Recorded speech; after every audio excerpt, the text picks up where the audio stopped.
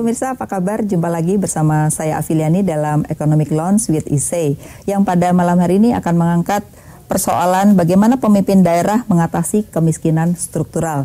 Seperti kita tahu bahwa baru-baru ini BPS telah merilis di Indonesia telah terjadi penurunan kemiskinan sebesar 1,9 juta, di mana sekarang tinggal 26 juta. Namun demikian, kemiskinan yang sudah menurun masih dirasakan banyak masyarakat bahwa belum terasa signifikan penurunan ini, walaupun pemerintah sudah banyak mengeluarkan anggaran yang dikaitkan dengan kemiskinan, dan akhir-akhir ini ada yang namanya dana desa, di mana dana desa ini salah satunya adalah juga untuk menurunkan kemiskinan. Nah, oleh karena itu, untuk membahas lebih lanjut pada malam hari ini, kami sudah mengundang 3 narasumber yang hadir di studio. Yang pertama adalah Bapak Benyamin Daphni, beliau adalah Wakil Wali Kota Tangerang Selatan. Pak, turut berduka cita, baru-baru ini terjadi kecelakaan yang cukup signifikan, di mana terjadi 28 yang meninggal ya Pak ya. Iya. Bagaimana sekarang keadaannya Pak? 18 masih dirawat dan semua korban sudah dimakamkan. Ada yang dibawa ke Cirebon, dimakamkan atas permintaan keluarga. Pemerintah kota menyiapkan 22 lubang pemakaman dan itu sudah selesai. Ya, Pak, kami turut berduka cita Pak atas semuanya, mudah-mudahan bisa segera selesai dan bisa diselesaikan. Karena saya dengar juga mendapat dana bela sungkawa juga ya Pak dari pemerintah daerah ya. Iya, betul. Betul. Itu berapa untuk yang meninggal dan yang sedang sakit? Kalau dari Jasara Harja mereka mendapatkan 50 juta untuk meninggal, kemudian untuk yang dirawat di rumah sakit diberikan 20 juta yang ditangani langsung oleh Rumah Sakit Umum Daerah Kota Tangerang Selatan. Ya, mudah-mudahan cepat selesai Pak. Terima kasih Ibu. Ya, berikutnya saya perkenalkan juga Profesor Firmansyah, beliau adalah Rektor Universitas Paramadina. Selamat malam. Selamat malam Mbak Afi. Dan yang terakhir adalah Bapak Husni, Deputi Bidang Koordinasi Penanggulangan Kemiskinan dan Perlindungan Sosial Kemenko PMK. Selamat malam Pak. Mbak. Cukup panjang ini ya, bidangnya ya. Oke Pak, nanti kita akan membahasnya, kita akan melihat dulu. Ya pemirsa, kita akan lihat dulu tayangan berikut ini. Kebebasan memperoleh akses pada terciptanya kesejahteraan bagi masyarakat sebenarnya bisa terwujud melalui kerangka demokrasi yang sehat. Kerangka demokrasi yang sehat tercermin dalam pembangunan infrastruktur yang kemudian berbanding terbalik dengan beberapa kasus kemiskinan di Asmat dan Aceh. Idealnya, demokrasi di Indonesia tidak sebatas prosedural, melainkan menyentuh substansi kepada lembaga pemerintah yang berhubungan langsung dengan masalah pembangunan struktural dalam rangka mengurangi kemiskinan dan meningkatkan kesejahteraan masyarakat dengan berbagai pembangunan di berbagai sektor, tidak hanya infrastruktur. Kemiskinan struktural di Indonesia kemungkinan disebabkan oleh sistem kebijakan ekonomi yang bertumpu pada pertumbuhan ekonomi saja, bukan distribusi dan pemerataan ekonomi. Pada pemerintahan di era Presiden Jokowi inilah, pemerintah sedang berusaha keras merubah sistem tadi, sehingga selain menciptakan pertumbuhan ekonomi yang tinggi, sekaligus mengurangi kesenjangan dan distribusi ekonomi yang adil.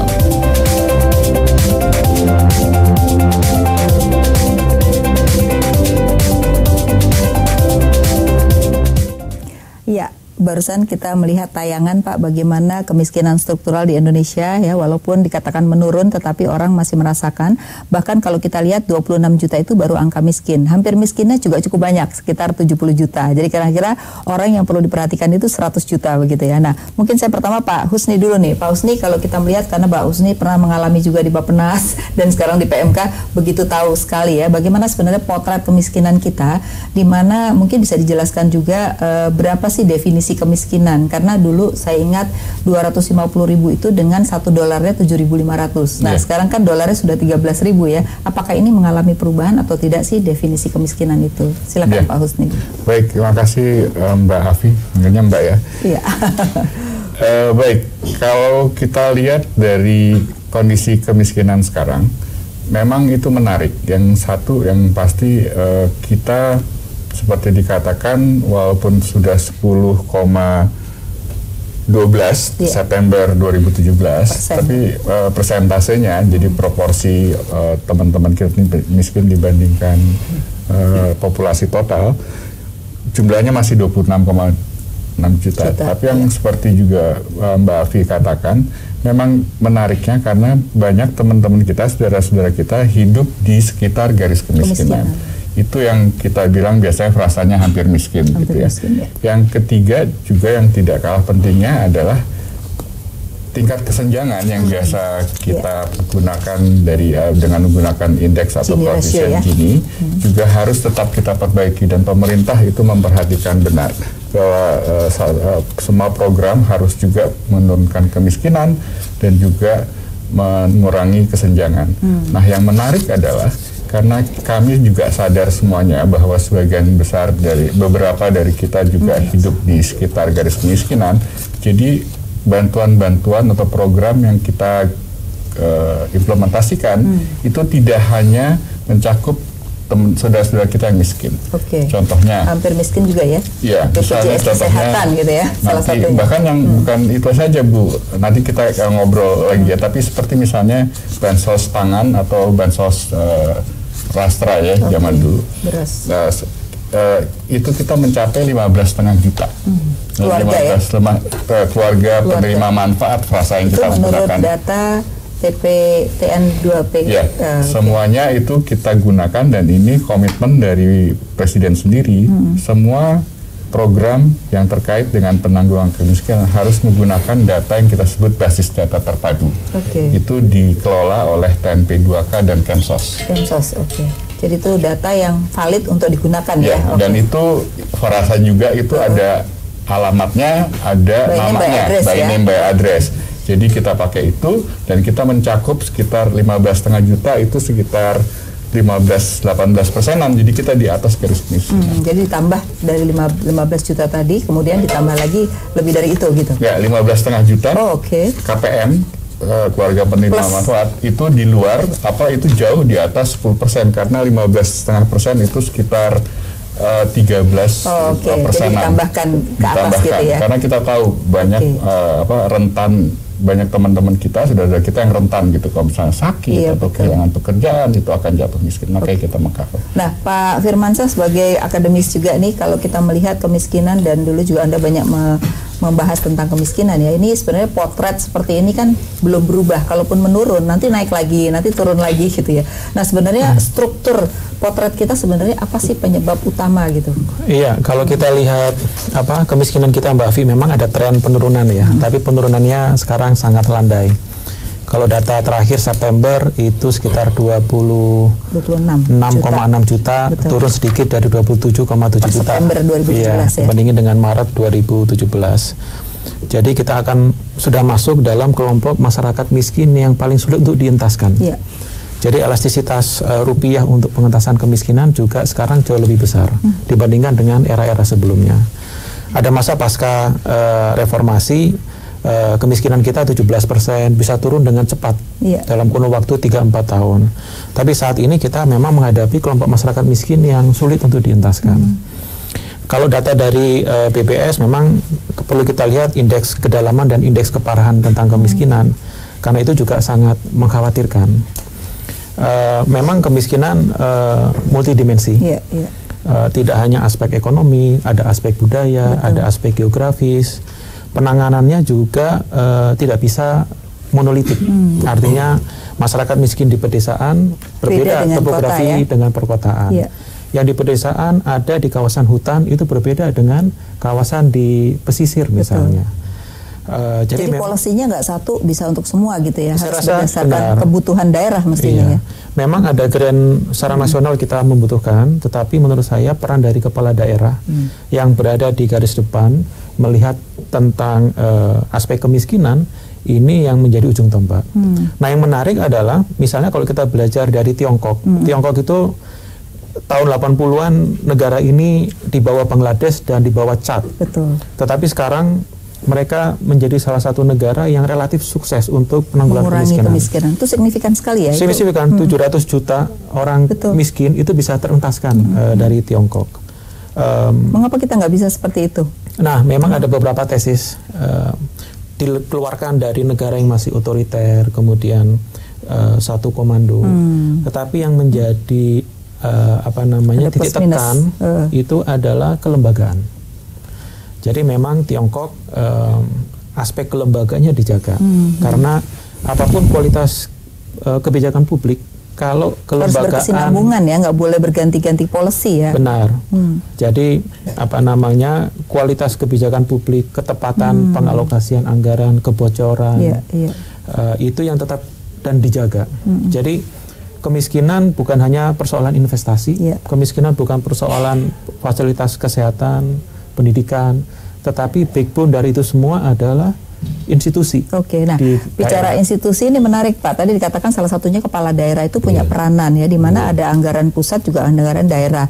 Nah sejauh mana pengentasan kemiskinan di Tangerang Selatan, kalau kita lihat juga masih cukup besar ya. Tetapi bagaimana sih upaya untuk secara signifikan bisa menguranginya Pak? Apa polisi-polisinya? Iya, kemiskinan di Tangerang Selatan ini sekarang tercatat 1,6% dari jumlah penduduk 1,4 juta jiwa. Tapi memang kemiskinan di Tangerang Selatan khususnya itu adalah kemiskinan perkotaan.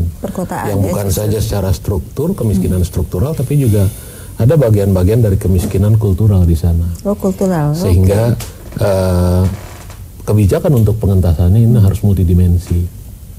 Melalui instrumen yang dimiliki oleh Wali Kota Tangerang Selatan, kami sudah mengalokasikan dalam setiap APBD Kota Tangerang Selatan setiap tahun untuk berbagai program, membiayai, mendanai berbagai program.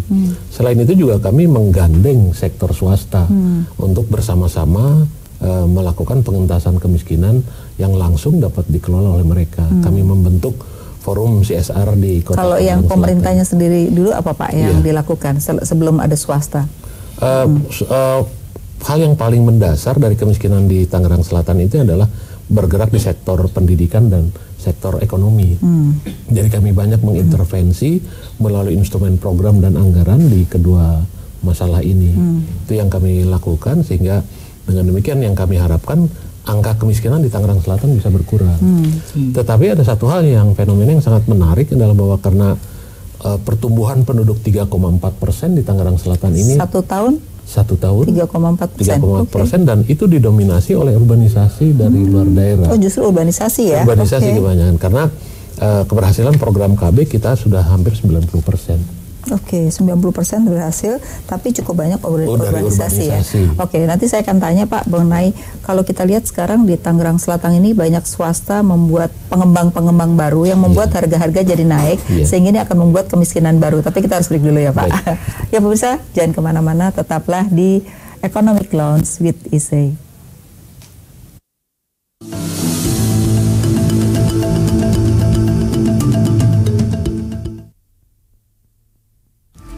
Sajian informasi dan berita-berita menarik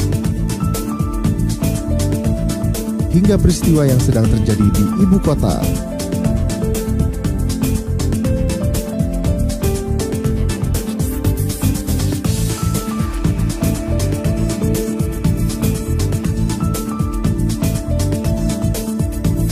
Dirangkum secara lengkap di Ada Berita.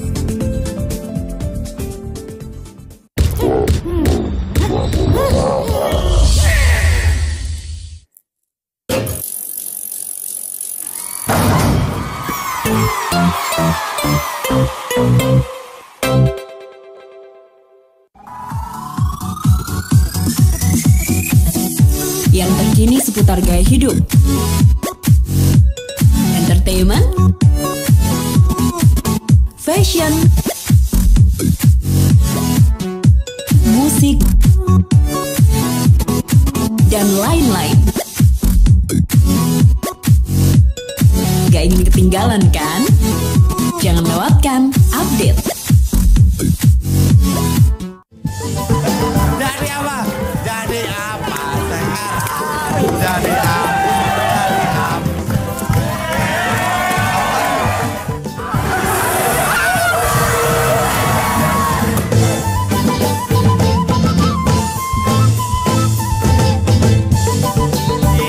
Emang hati kamu kenapa, Neng? Hati aku dikotori.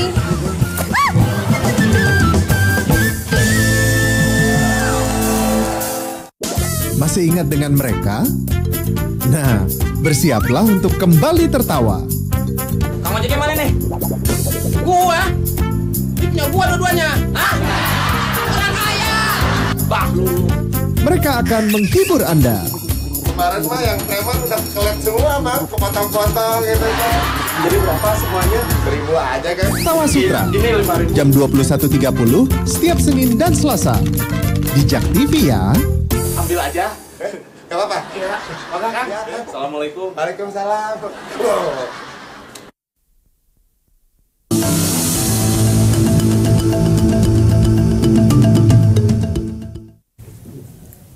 Ya pemirsa, masih bersama Bapak Husni, Bapak Benyamin, dan Bapak Firmansyah.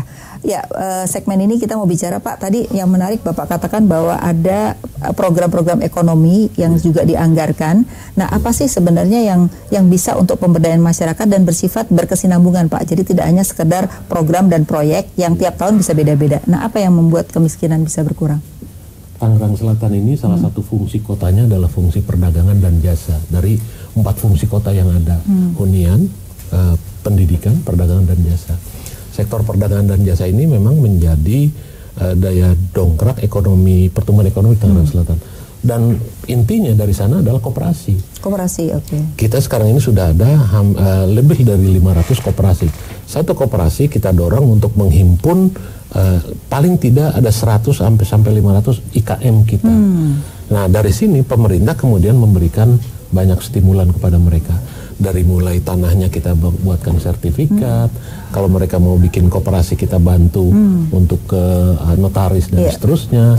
Pengemasan kita juga berikan, dibantu oleh dinas perdagangan ya, dinas teknis yang terkait, sampai kepada pemasarannya pun kita bekerja sama dengan salah satu provider untuk mulai online juga sekarang online, ya. Oh, jadi dibantu juga oleh pemerintah itu. Dibantu oleh kita. Kemudian kita ikut sertakan mereka dalam berbagai macam ajang bazar-bazar di daerah-daerah untuk membangun kompetitif di sektor mereka gitu, kualitas. Nah, berarti yang 1,6 tadi persen itu hanya tinggal orang-orang yang berkaitan dengan kultural, apa benar? Terbanyak dari sana, dari 1,6% adalah tinggal kemiskinan yang kultural. Kalau tadi dikatakan ada kartu-kartu yang untuk pangan dan lain-lain. Nah, selain itu apa anggaran yang untuk orang yang 1,6 juta tadi Pak? Sektor pendidikan kita karena salah satu penyebab masalah kemiskinan di Tangsel ini karena kultural tadi adalah pendidikan yang harus. Jadi mereka tidak mau anaknya berpendidikan tinggi begitu. Antaranya seperti demikian. Kemudian juga mereka akhirnya mendorong anaknya supaya bekerja sehingga tidak bersekolah.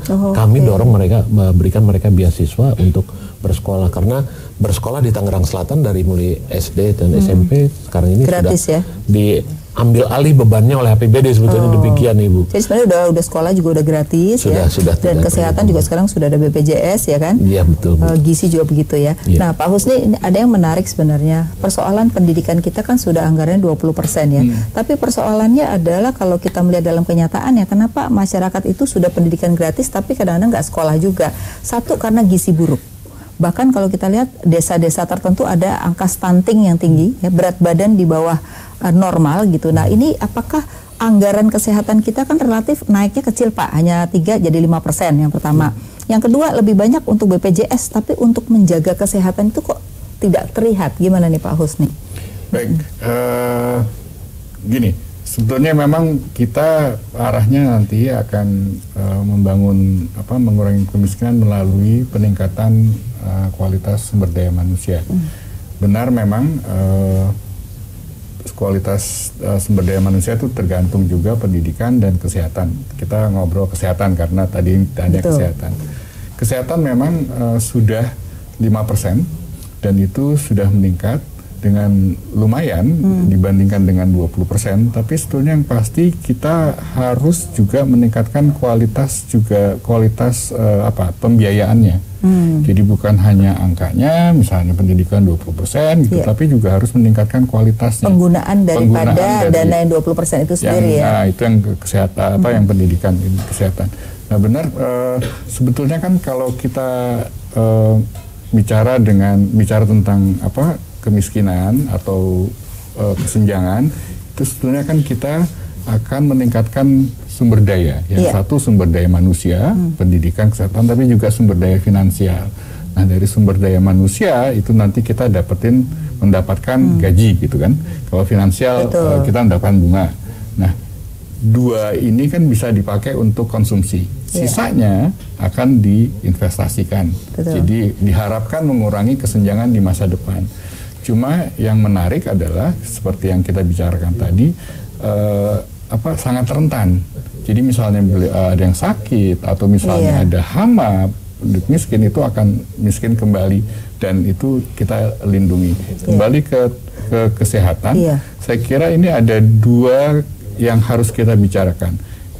Peningkatan kualitas pelayanan itu harus ada, tapi juga melindungi, meningkatkan cakupan dari perlindungan sosial melalui BPJS Kesehatan. Tapi kalau kita lihat Pak begini, kalau BPJS Kesehatan kan kalau udah sakit ya, persoalan kita adalah ibu hamil. Karena ibu hamil ini kalau kekurangan gizi, lahir bayinya itu biasanya IQ-nya jongkok gitu. Nah, ini membuat pendidikan gratis pun tidak akan berguna gitu. Nah, ini kalau kita melihat sejauh mana sebenarnya tugas puskesmas untuk bisa membantu mereka itu, misalnya ibu hamil dengan gizinya. Nah, ini problem terbesar yang kelihatannya belum bisa dibereskan gitu Pak. Nah, ini mungkin seperti apa?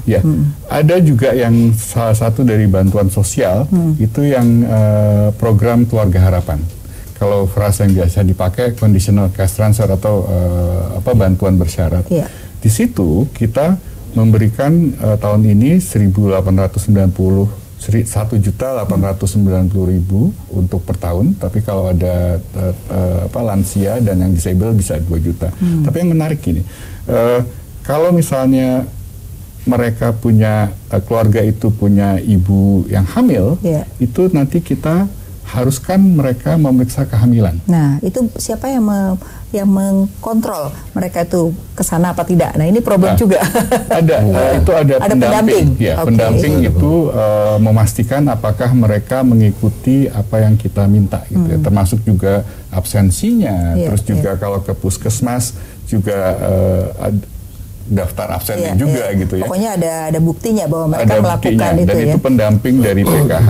Tapi juga kan seperti Mbak Afi bilang, itu juga harus dibenerin tuh diperbaiki kualitas puskesmas. Betul. Makanya kita harus meningkatkan kualitas puskesmas atau fasilitas kesehatan. Jadi dari sudut bahasa ekonominya dari sudut supply tapi dari sudut demand kita pastikan teman-teman saja yang memerlukan gitu. Makanya ada basis data. Pak Mas Firman, kalau kita melihat tadi apa yang dikatakan Pak Husni ya, mungkin Pak Husni juga nggak bisa ngomong langsung karena dari pemerintah gitu ya. Kalau kita lihat ini problem kesehatan ini menjadi persoalan penting, soal stunting, soal berat badan gitu ya.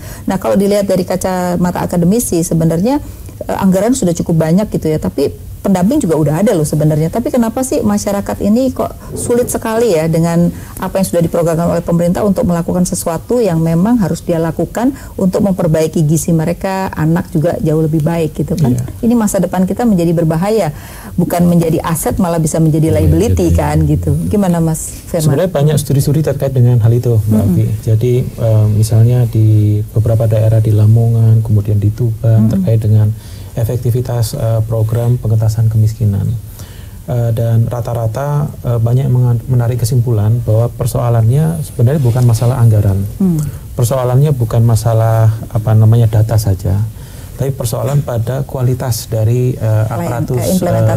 aparatus sipil di daerah. Nah, kalau kita belajar di Tiongkok misalnya, sebenarnya Tiongkok di awal-awal agak berbeda dengan apa yang kita persepsikan. Bayangan kita Tiongkok itu kan tersentralisir. Tiongkok tidak menerapkan itu. Jadi memang big picture-nya itu disusun di Beijing, tetapi sebenarnya masing-masing daerah diberikan kebebasan untuk berimprovisasi dan berkreativitas disesuaikan dengan daerahnya. Dan memang di-push kepala-kepala daerah untuk membuat dan menyusun program yang kreatif berdasarkan topografi daerahnya. Selain juga menarik investor, kemudian juga pengentasan kemiskinan, ada masalah pendidikan, ada masalah kesehatan, pelayanan dan sebagainya, didorong untuk membuat program yang kreatif. Dan itu yang membuat kenapa Tiongkok bisa dalam waktu singkat itu bisa mengeluarkan 700 juta orang keluar dari kemiskinan absolut. Nah, ini juga kembali ke beberapa studi tadi, sebenarnya studi-studi di sejumlah daerah juga mengindikasikan hal yang sama. Jadi persoalan di Tangerang Selatan tentu berbeda dengan di Cirebon misalnya. Papua apalagi Cirebon ya, dengan Papua, lagi. Dengan Lampung.